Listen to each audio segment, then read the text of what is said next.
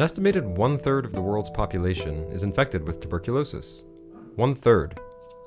And here's the culprit, the minuscule bacterium called Mycobacterium tuberculosis. But does that mean 2.3 billion people are sick? Fortunately not. Only a small proportion of them actually become sick. To understand why, let's take a closer look at the bacterium itself. When someone with TB coughs, they expel little drops of saliva that fly into the air. Some of them may contain the TB mycobacteria, which can then be inhaled by someone close by.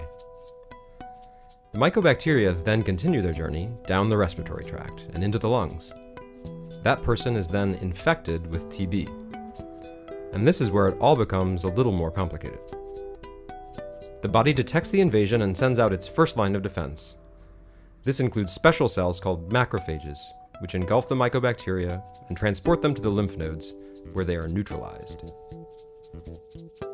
If they're neutralized, the person will have what is called latent tuberculosis.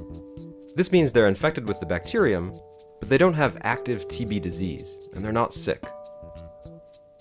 However, in 5% of cases, the immune system is overwhelmed. The TB mycobacteria multiply and escape, and the person falls ill. This often happens with young children, whose immune systems are not fully developed. In other cases, latent TB can wake up and become active TB. This can happen months later, or even years later, especially in adults with weak immune systems.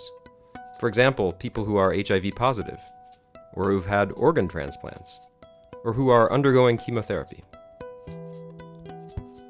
Once in the lungs, the bacteria may spread via the bloodstream or the lymphatic system to other parts of the body, to the lymph nodes, bones and joints, the digestive system, the central nervous system, the liver, or the heart. So what happens when someone has active TB?